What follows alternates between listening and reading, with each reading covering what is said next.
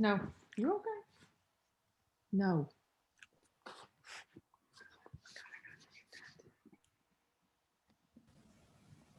Sorry, I just saw that I wasn't on mute. I'm on mute now. Yes, we're ready and we're recording. Thank you. Good morning, peace, salam, and shalom. Welcome to our Morning with Sacred Silence, sponsored by the Interfaith Center and the Arkansas House of Prayer. I'm Sophia Said, your host and Executive Director of the Interfaith Center of Arkansas. We are a nonprofit committed to reducing the fear and violence among world religions. And we do that by providing education, promoting dialogue, and doing relationship building events with people of different faiths. Along with me is Reverend Stephanie Fox from Arkansas House of Prayer, who's also our technology host of the day. Arkansas House of Prayer is an interfaith haven set apart in nature, dedicated to contemplative prayer, meditation, and quiet, where all are welcome. These sacred silence sessions are being held on second Tuesdays of every month. We started in January and will continue till May. Our sessions are recorded and they're available on our YouTube channel for later viewing. And for that specific purpose, I request you all to keep your mics on mute during the teaching time and also during the meditation time. If you do not wish to be seen and recording during the meditation time, you can always switch your cameras off anytime. Now, our class format is such that we have three components to this workshop: the teaching component, the meditation component, and the discussion component. My two colleagues, which you see on the screen, and I will talk about the practice of silence from our own respective spiritual journeys. We will start with Justice Annabelle Imber Tuck, who will speak from a Jewish perspective. Annabelle was the first woman in 1997 to be elected to the Supreme Court of Arkansas. She serves on the board of Temple B'nai Israel as the vice president.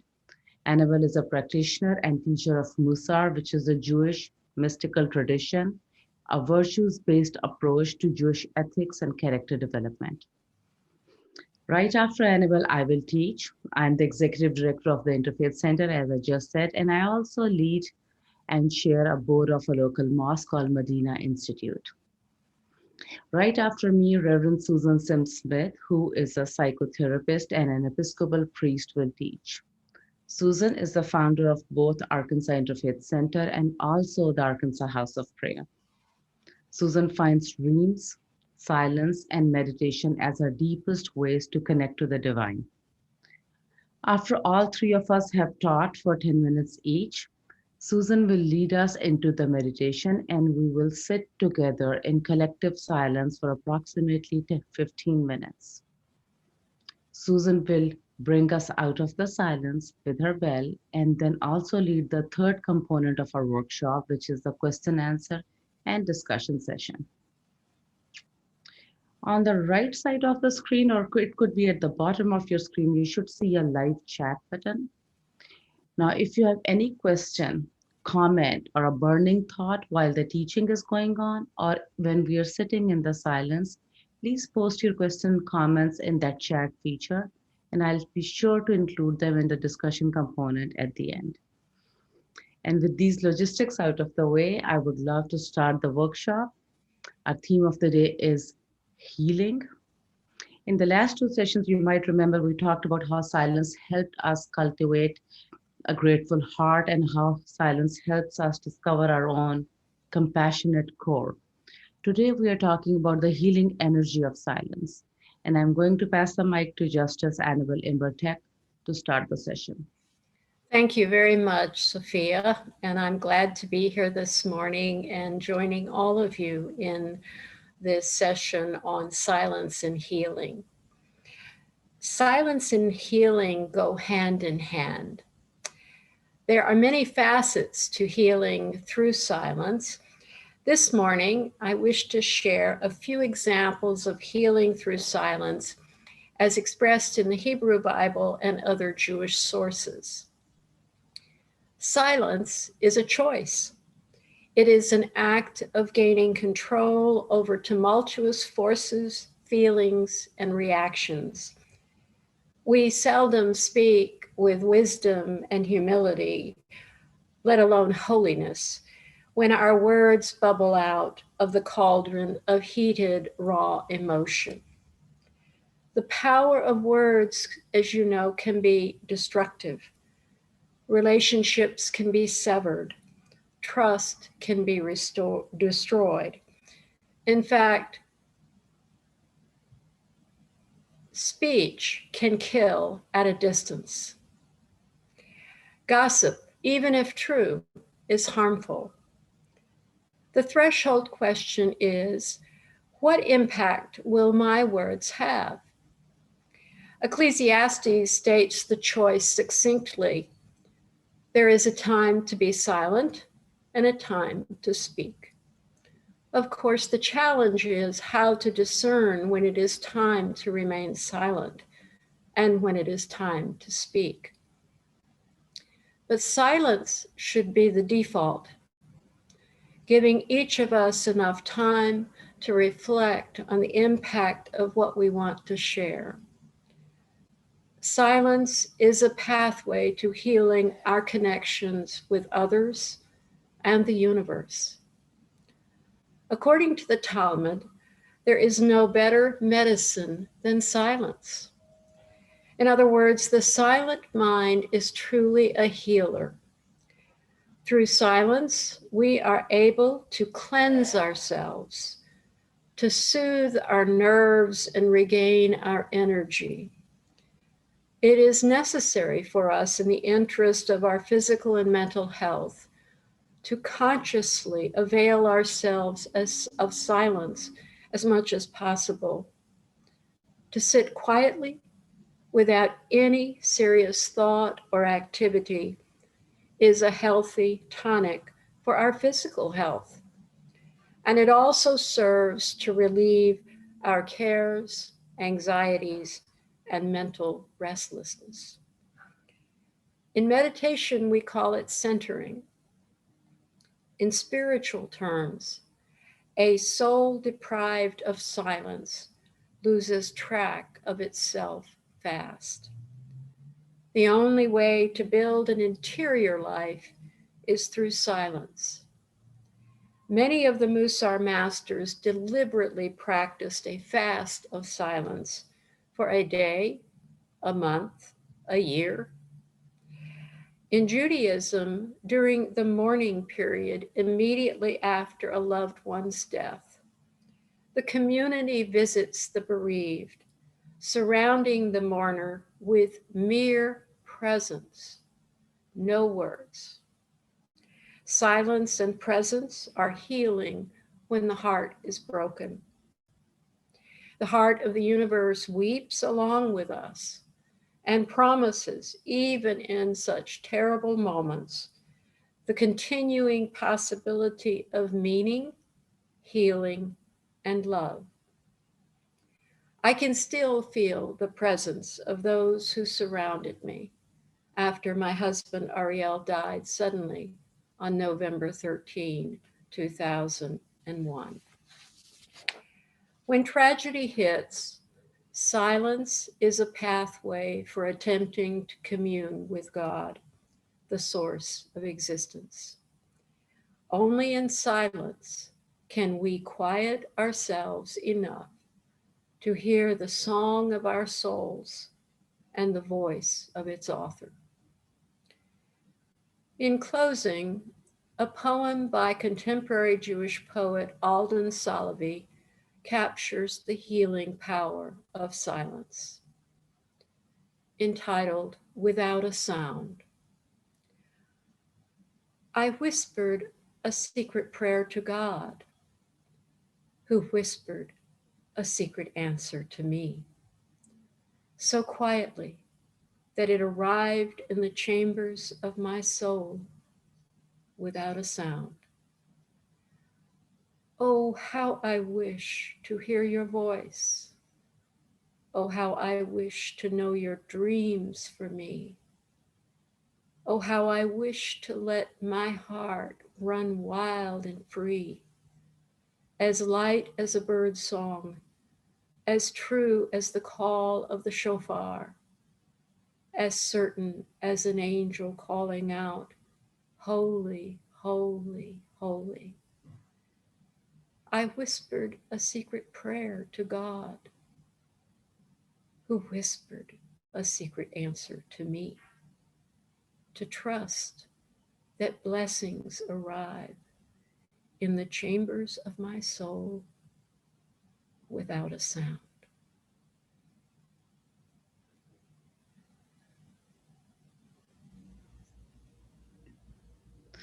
Thank you, Annabelle. This was beautiful. What a beautiful, lovely poem to start our session with.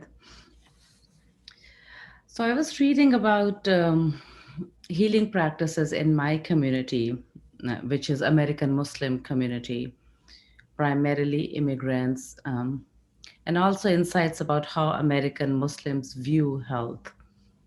So in a study of American Muslims generally, but also immigrant Pakistani families in specific, I learned that conceptions of health were reported to include social, spiritual, and physical domains, which means the acceptance of medical treatment is mediated within this holistic conception of health, with healing being tied to spiritual practices.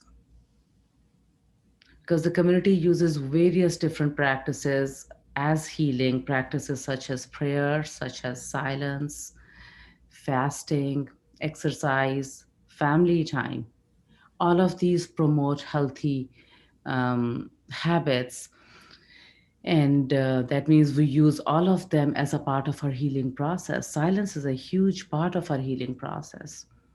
And then I started thinking about my own life, and um, I know that I use several different practices to increase and promote silence in my own personal life, and I'm sure other Muslims are doing the same too for constant healing. Sometimes it's a daily silent meditation for me. There are several times, at least 5 times a day, silent prayers for me. Sometimes it's in the form of keeping a fast from speaking once a week or twice a week from sunrise till sunset. Other times it could be just to taking a vow of silence in response to or in anticipation of a specific action, because silence does heal us. I remember last week, no, almost 2 weeks ago, I traveled to Arkansas. Nowadays, I'm working from New Jersey. So I went to Arkansas after 5 months. And it was, I think, probably the fourth day there. And for the first 3 days, I've met my friends, colleagues, co workers. I had meeting after meeting. I remember it was Monday afternoon. I entered my office in the mosque. I had a friend waiting for me who came from Benton to visit me, and I haven't met her for months. And I just sat down exhausted on the couch, not able to say a single word. I was not tired, not sleepy, not hungry, well nourished, well slept, but I felt exhausted, as if I couldn't breathe. As if my whole body is deprived of the necessary air that it needed to survive. And I knew what was happening to me, because many of us will give our time and energy away to others, leaving very little for our own selves. And then this disbalance occurs, as if you have squeezed yourself out of your own life. And it creates serious stress to me. And at that point, I need silence to be a partner in my own healing. And I told my friend that I need to be alone. I need silence. There has been too much noise in my life for the last 4 days. I need to heal and rejuvenate. My spirit needed to heal. And this spiritual healing, it's a very natural instinct that we all human beings are born with. But sometimes we fail to actualize this potential healing power within ourselves. It is an instinctive ability that is something like a divine quality in human beings. And that's why probably many, or if not all, of the healers use this spiritual practice of silence in their work. And silence is seen as an essential ingredient in the spiritual practices of healing. Now, our silence can not only heal us, but it can also heal others. And perhaps the most important thing that we can bring to another person is the silence within us. Not the sort of silence that's filled with unspoken criticism or hard withdrawal, but the sort of silence that is a place of refuge or rest, or a silence that shows acceptance of someone as who they are. A very non judgmental, open, and welcoming silence. And I believe that we all are very hungry for that form of silence. The whole world needs this kind of silence to heal. Our families need it, our spouses, our children, our communities need this kind of silence. And it is hard to find because in its presence, we can remember something beyond that specific moment. It gives us the strength to build a life together, a healthy life together. This kind of silence is a place of great power and healing. It's like you're sitting with God. And I really think that we should encourage our youth and our teens to explore such silent spaces in their lives. I was watching a group of teenagers, probably 7 or 8 of them at the airport recently, all together and all on their phones. One of them tripped while she was walking because she was texting while she was on the phone. And I think learning to sit in silence and self-reflect is one of the greatest gifts that we can give to our kids to help them ease out the stresses that they feel due to excessive use of technology nowadays, and maybe help them make some time during their day to get away from their gadgets and to be quiet. Maybe sit outside in nature or walk in the nature or maybe meditate, be with music, and just let the silence secretly anoint their souls and spirits and heal them. So I'll close with these words from Rachel Remen in the poem called My Grandfather's Blessings. She goes, silence heals all ills. Silence reveals. Silence heals. Silence is where God dwells, and we yearn to be there. Salam and shalom.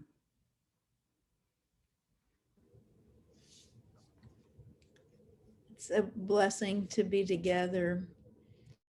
I think one of the things that you might be noticing from Annabelle's teaching and the poem and Sophia's teaching and the poem and the energy field that Annabelle shifted into or was in, and the energy that Sophia either shifted into or was in, is that our bodies right now are perhaps quieter and calmer than they were maybe 30 minutes ago. And that we can induct one another into silence and into peace and into God's love just by our presence, the presence that Annabelle was talking about, and the presence that you felt from Annabelle and from Sophia, that just having some time in silence shifts your energy field. Sophia, while I'm teaching, if you happen to be able to snag the Rumi poem about you've buried yourself in a hole and I'm sitting there inviting you out, and I'm going to keep inviting you out because I see your soul. If you don't find it, don't worry about it. This was not part of the program. I will look for it and see. Okay, and if you don't worry about it. We can do it next month or the month after. So I'd like to talk about silence and healing in 3 arenas. Silence in the healing of thoughts, and silence in the healing of the physical body, and silence in the healing of our actions and our service and our actions. So silence is impregnated with wisdom. And that's really kind of unbelievable, that there is a pregnant field of God's love and God's wisdom that is charged, supercharged, and it's inside us, it's outside us, it's all around us, and it's eternal. And one of the ways, a primary way to access that wisdom is to become silent. And our thoughts evolve every year. However much we think that we know about God this year, and about service, and about love, and about our own role in life, that evolves every single year. However much I think I know about loving another person, if I stay on the journey this time next year, I will know a lot more about what it means to love myself and somebody else. And that increase in knowledge comes a lot of ways. It comes by things we read and by relationships. And a lot of it comes in silence, because the silence is impregnated with wisdom. Now, why would we not want to sit and immerse ourselves in a kind of wisdom that changes our thoughts toward more love and more health?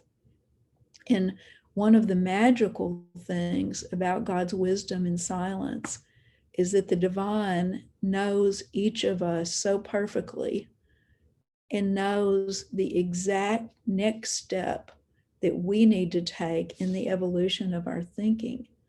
So whatever wisdom is given to you in silence is tailor-made for the exact step of wisdom that you are ready and able to take, and that you actually need. And the math of that love, the science of God's love and God's wisdom is just an amazing, dumbfounding mystery. So when you sit in the silence, you might actually hear a word or a sentence that you, or a phrase that you know is correcting your own thinking. Or you might remember a phrase that you have heard from scripture or from wisdom that is the exact phrase that you need to ponder for your own thinking to heal.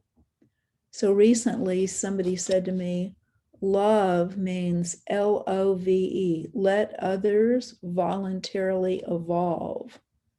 Let others voluntarily evolve. Let others voluntarily evolve. So you might hear words of wisdom like that directly from the impregnated field of wisdom in silence, or you might be reminded of words or phrases that you already know that you are ready to take in at a deeper level. So silence transforms our thinking in unbelievably beautiful ways. Not 20 steps down the road from where we are, but just the step where we are in need of more wisdom. That's something you can count on in the silence. Silence and the physical body. In meditation, the body relaxes and the actual energetic field of the body physically transforms. If we could do an MRI of the aura and the energy in the physical body, the transformation in the body during silence is profound, and it gives restoration and centering and healing. And I think actually gives God some extra moments to come in and physically heal the body. So for some of us, the silence in healing the body comes through a meditation technique. Also for me, sometimes it comes from listening to meditation music that quietens my mind and quietens my soul down. So music is a very powerful way to move yourself into silence. And then after a certain point, you don't need the music.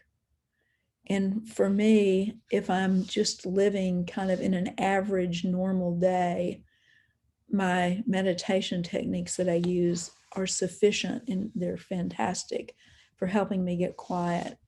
But if there's a tremendous amount going on in life, I very often will turn to like a 30-minute piece of meditation music.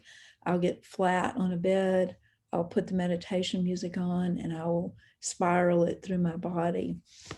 That's what I call my desperation meditation technique, where the spirit can intercede for me with sighs too deep for words. Again, you can experiment with what relaxes your body at a very deep and profound level. Now, I want to just say something briefly about the healing of our actions, because each of us wake up every day and do the actions that we believe that the divine wants us to do, or we would do something else if we thought we were supposed to be doing something else. So there's an interesting Hindu teaching about the intersection between the destiny of God and our effort. So the teaching goes something like this, and this is a very beginner understanding of it, because that's as far along as I am in understanding this Hindu teaching. So some people get stuck in not exerting themselves enough to do what they promised God they were going to do before they were born. So those people need to be stirred in the silence to exert.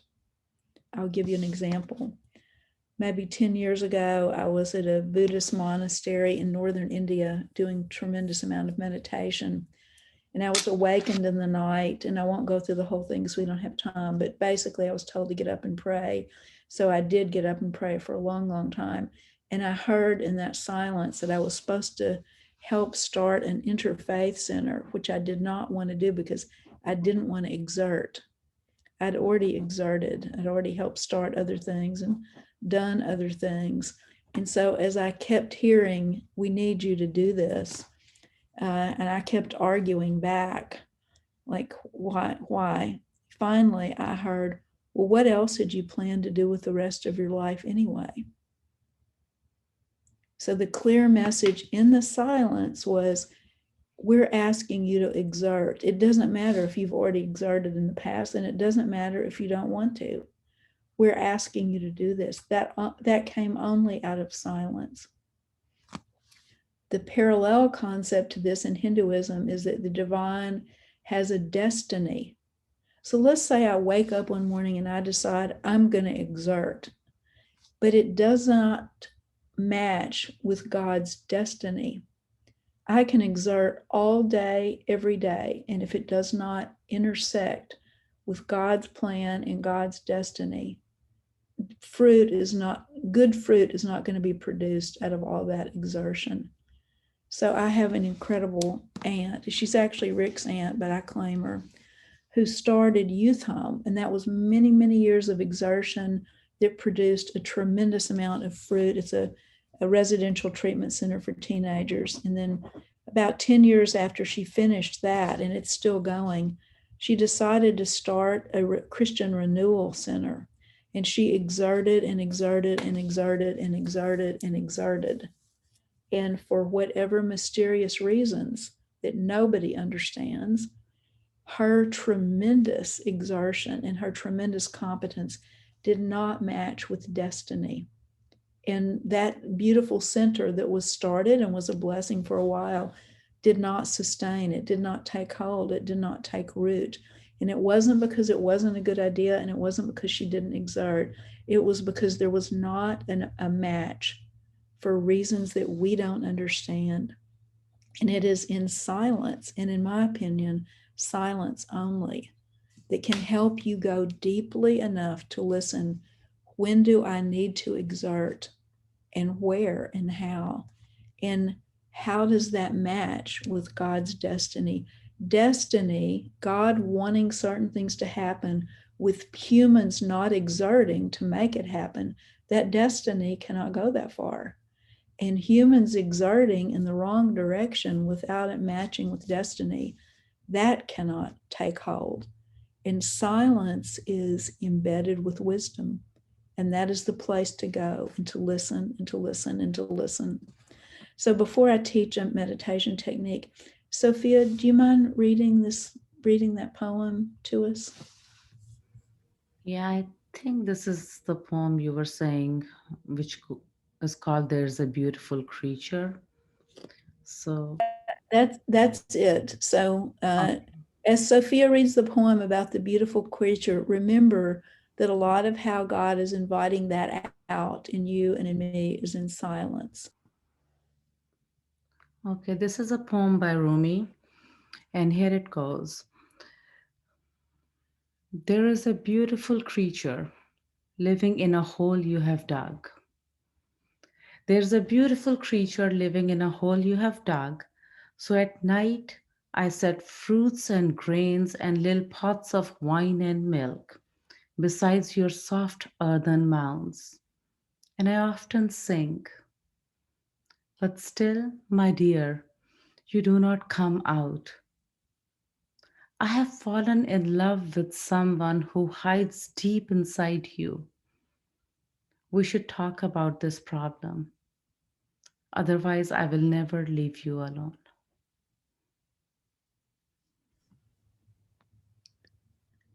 Thank you so much, Sophia.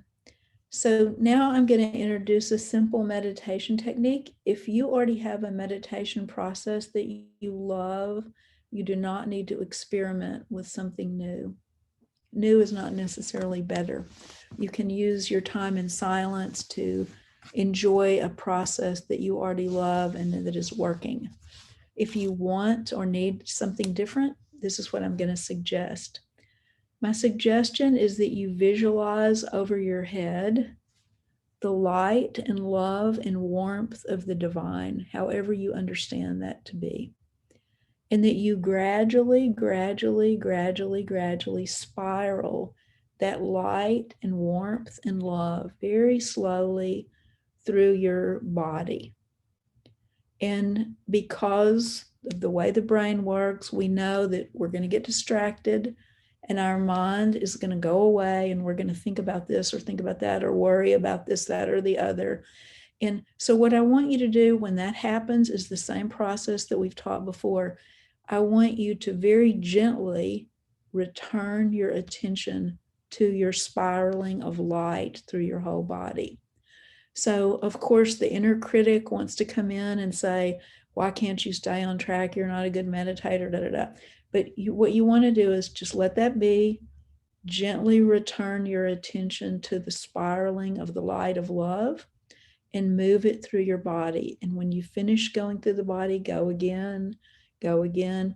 Sometimes if there's a lot of thinking going on, your spiral may not even go further than your head. You might just be working with that spiral of warm light just through your head because the energy field is stuck there. Don't worry about that. Just let the light move through where it is able to move through.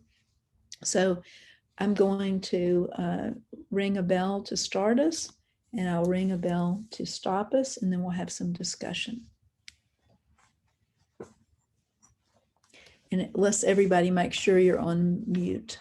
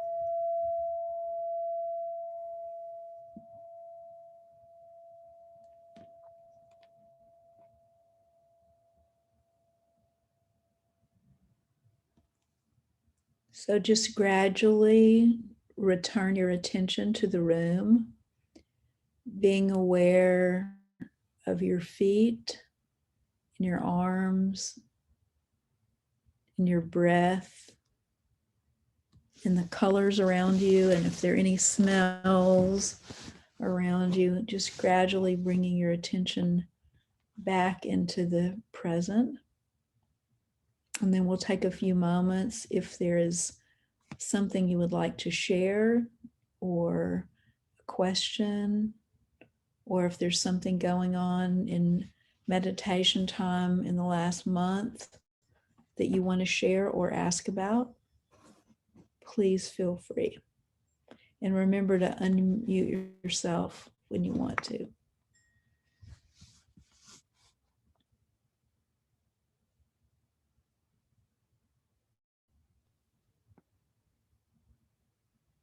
Reverend Susan, I'd like to share something from what you said about my own path. When you were talking about exertions that may be good, but they aren't from the divine. That's kind of been the story of my life. And it's such a relieving blessing to hear. I understand that, and I've always understood that, but it's good to hear it sort of validated and okayed to not exert when you don't feel like it's really your pathway. Mm-hmm. Thank you. Thank you so much for saying that. Thank you. And thank you for the grace that it brings for you to share that.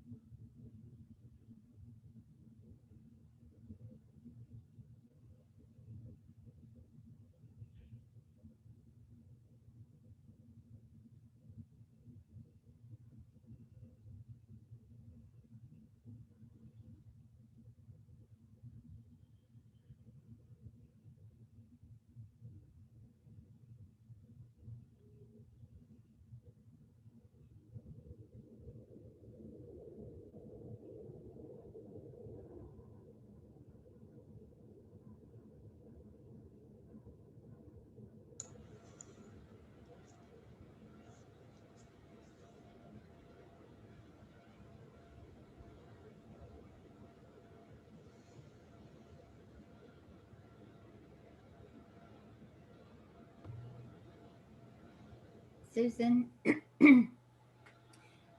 I Yes. too was struck with that word exertion. That's something that really stood out.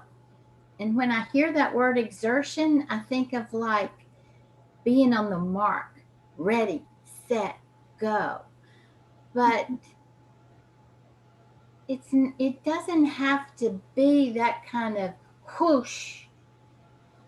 It can be showing up for the quiet, showing up for the silence, being there,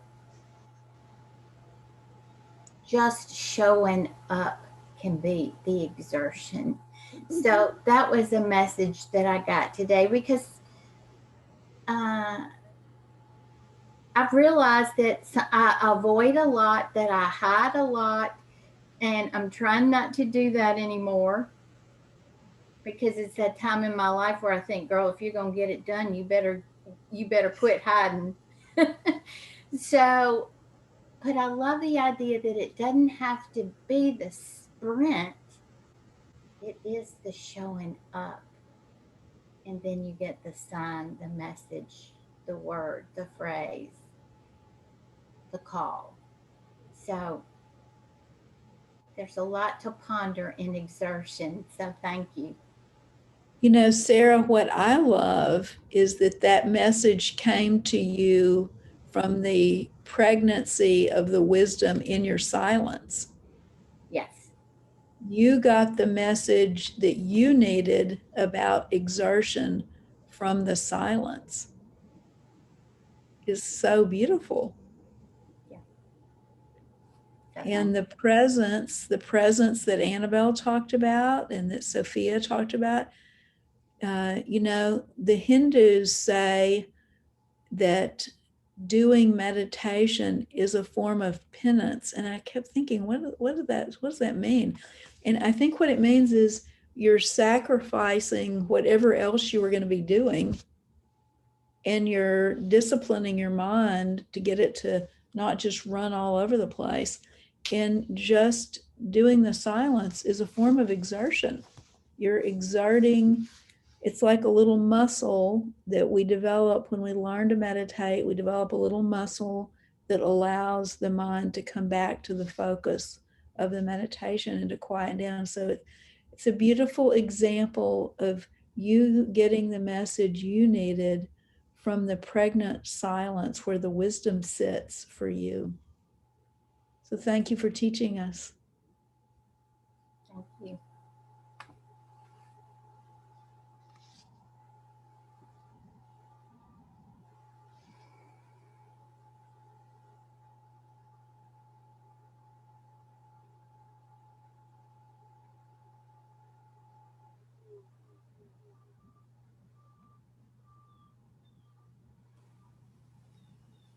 Susan, as I was sitting here, I have enjoyed the silence in in all of you, with all of you, the presence of all of you, even if it's been virtual. Mhm. Sitting and being silent together is a very different experience than sitting and being silent alone. And I think that brought such healing to me.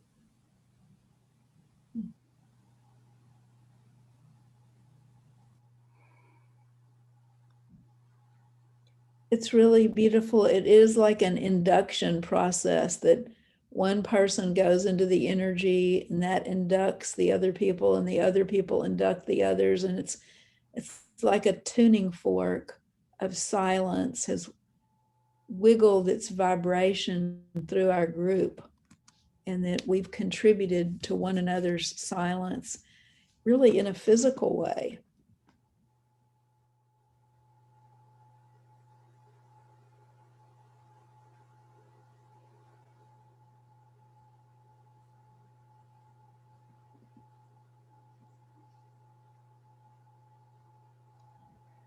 I found the energy very different when I meditate in groups, even if it's virtually. I can feel the energy move through me physically in a different way. And my monkey mind is different when I'm with all of you. It's like, oh wait, I'm meditating with these other people. And it quieted, and there was holiness in the stillness. And I thank you for that.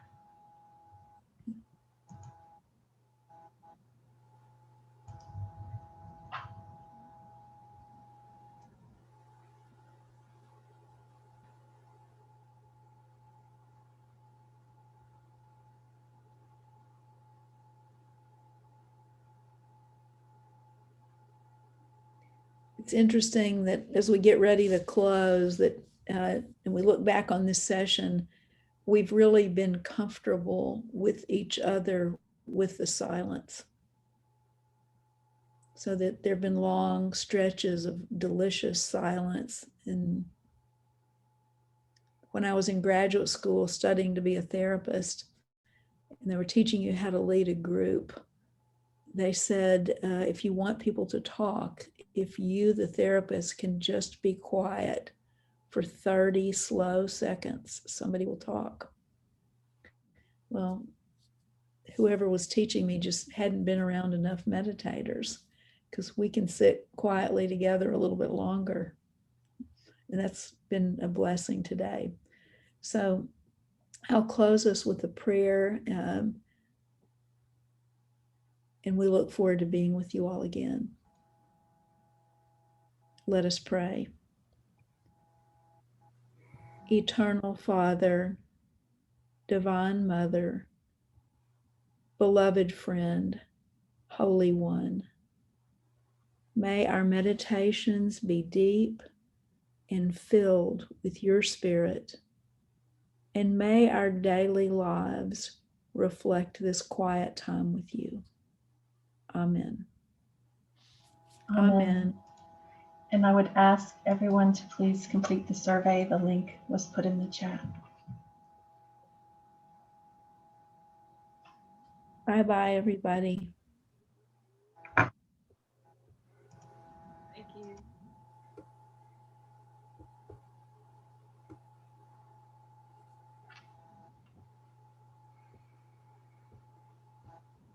Thank you for the practice. It was very good.